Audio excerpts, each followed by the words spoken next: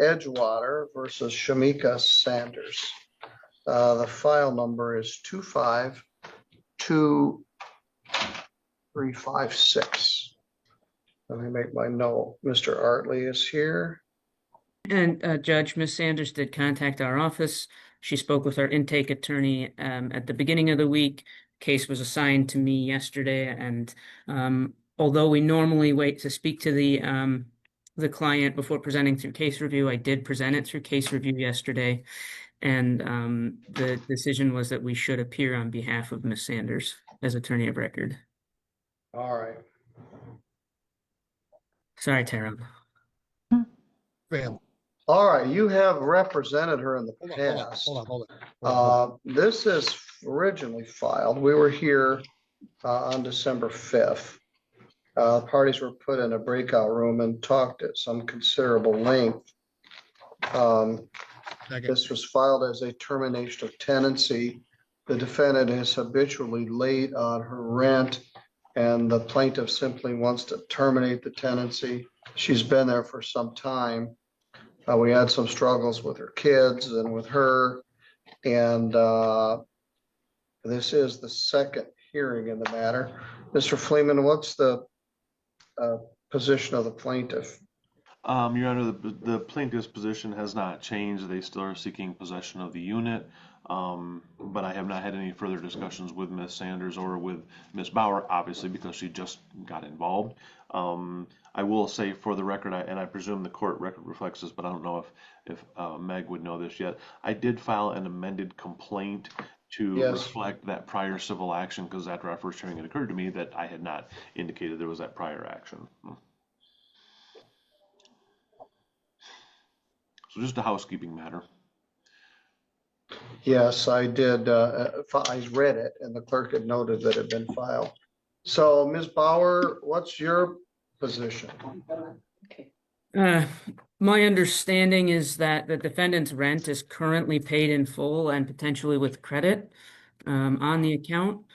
That Ms. Sanders is a client of Pivotal, and that this is not doesn't warrant possession for the plaintiff. There is a de minimis harm here, and an effort to go out of their way to make someone homeless when we don't need that right now. They haven't expressed a significant harm as a result of the payments being late, and whether there's a need to request an accommodation or not. In light of the relationship with Pivotal, I would need to investigate that further, but believe it's a possibility. Also understanding that I have not had a conversation with Mr. Fleeman, and am only relying on what I can read from the pleadings and our notes from the conversation with Ms. Sanders. Yes. So they wish to terminate the tenancy. You get contacted by the defendant. This isn't your fault. You show up today and say, oh, by the way, I'm appearing, and oh, here's a couple of potential defenses. And so it's like, she's habitually late on her rent, and they're tired of it. On or about January 2nd, a default was entered. Conditional dismissal was issued as rent was not paid. March 12th, the conditional dismissal was issued granting another stay of the terms of the agreement. Rent was not paid. January 13th, a demand for possession, non-payment of rent. February 11th, demand for non-possession, non-payment of rent. March 11th, demand for possession, non-payment of rent. May 13th, demand for possession, non-payment of rent. Judge, may I address these? I'm not done yet. Sorry, I thought you were. May 13th, conditional delinquency. June 11th, demand for possession, non-payment of rent. Met with the management counseling regarding payment. On or about August 12th, demand for possession, non-payment of rent. So that's what long history triggered all this. Over and above the other issues, So Mr. Fleeman or Mr. Artley, do you concede that is rent current?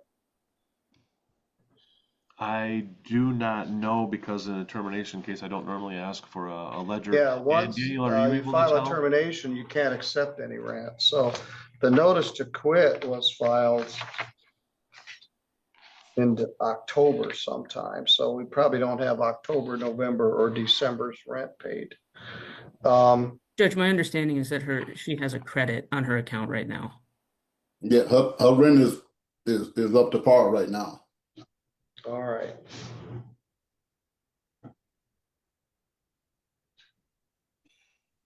Also, Judge, with regard to the first conditional dismissal you mentioned, that was actually scheduled for a hearing with you. You cited in favor of the defendant. Attorney Fleeman and I proceeded to further negotiations, and that resulted in the March settlement. So the allegations in 16 and 17 are only a part of the picture. And Your Honor, that is correct, that there was a second conditional dismissal. I don't believe that we negotiated for that one. I think that was as a result of a hearing, but I could be wrong on my recollection. But in as much as that case was dismissed and stayed dismissed, then the prior violations are fair game for this case as well, which is why I did the amended pleading, is that to let the court know, and that yes, so that continual delinquency stretches all the way back to 2022. And I would also say for the record that the specific federal regulations for rural development spell out, material noncompliance and other good cause. But one of the few things they actually spell out specifically is continual delinquency. Judge, if this is related to my client, I object to it appearing. I don't know. Oh, just a minute. Miss Blanquette, you've stolen my screen. Or Mr. Lewis Blanquette, you're screen sharing your screen, and I'm not sure how you hijacked it, Yeah, I didn't think you but could I'm do that. gonna remove you.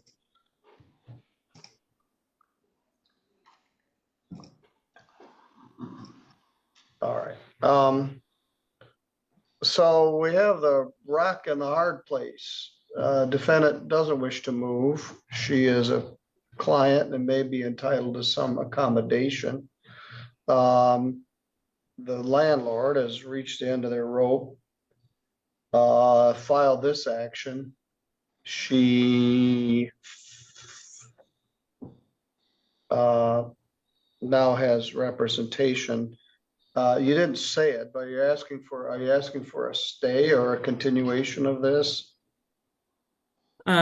I did not. I suppose conceivably there could be a Park Forest situation that would warrant a dismissal right now. However, I don't think it's in Ms. Sanders' interests to have another case filed against her. So I would ask for an adjournment so that Mr. Fleeman and I can have Why a would she be conversation. entitled to a dismissal right now?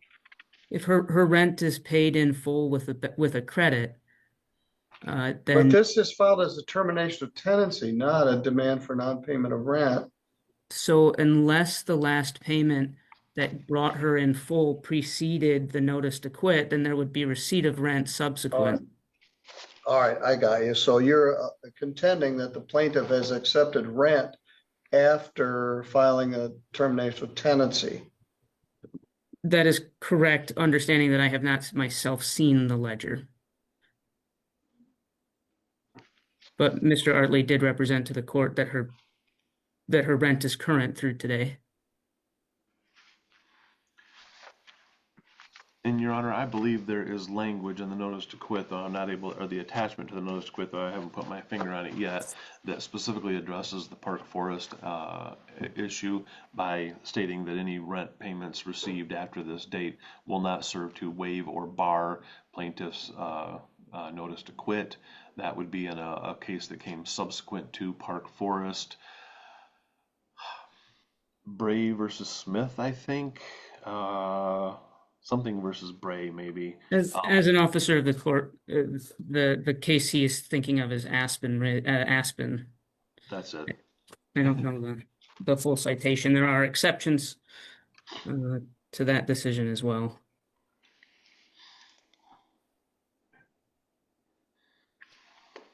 What's at page 6?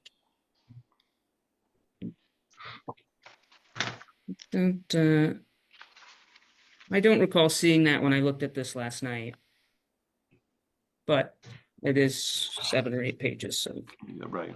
All right, well, you're not asking me to dismiss the case at any rate, so, and there's no need for an escrow order because her rent is current.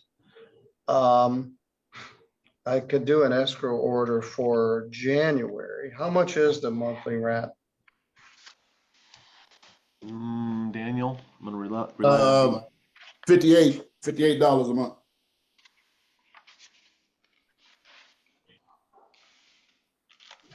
Judge, can I confirm with Ms. Sanders that that's accurate? I thought it was 26. Ms. Sanders, how much do you believe your monthly rent is?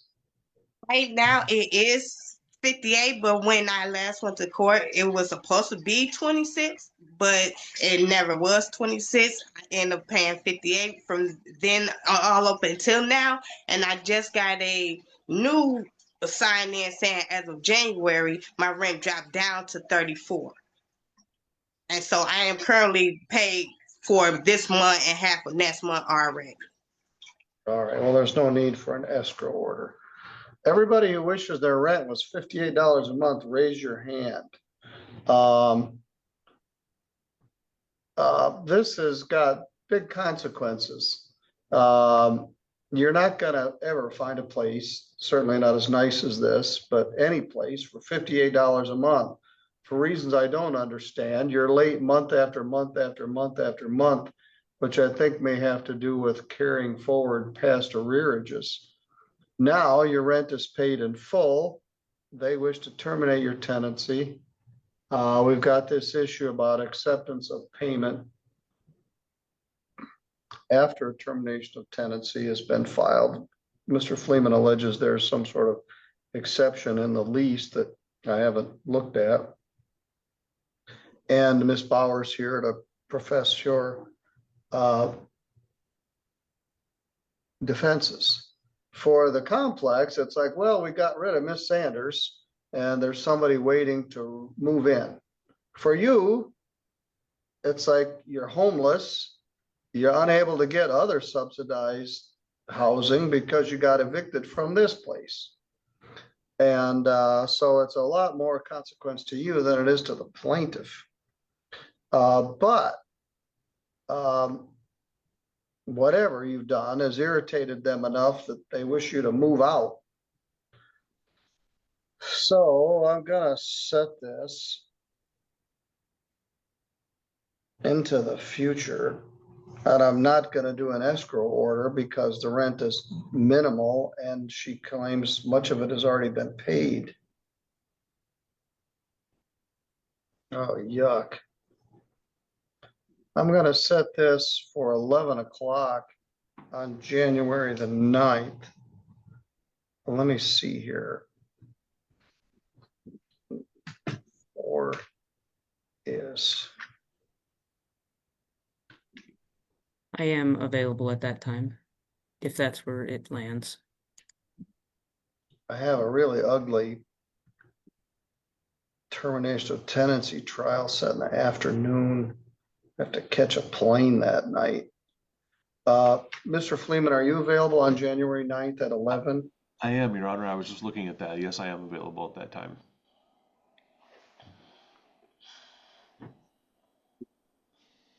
I'm hopeful that with 2 competent attorneys, you guys can discuss this and see if we can come up with a resolution.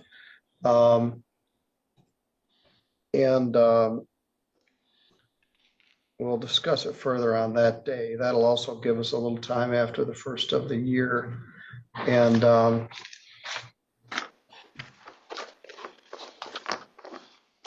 right, that took us a lot longer than I had hoped. and we're still got other cases to do before we get to our general civil matters. But does that complete your obligations, Mr. Freeman? That does, I think that's my only remaining case. Yes, that's all I have, so. All right, thank you. Thank you. We're about a half an hour behind, but we'll catch up here shortly. All right. Thank you and have a good thank you. holiday. I'll see you. All right, Miss Sanders, you're good to go. I think maybe Shorty. Oh, there you are. Stay in contact with your manager and with Meg from Legal Aid, okay? Okay, We'll address this again in January. okay, thank you. All right. And Meg, just so you know, oh, is she gone? Oh, No, there I'm she here. is. I'm here. You just moved on the screen. Yeah. I'm after today, I'm gonna be gone for the next couple of weeks. I mean, I'll have access to email, but I won't be back until January 1st or 2nd, something like that. So, Okay, I'll try to give you a call this afternoon. okay, thank you. All right, good for you. You're good to go, All Daniel. right. Thank you.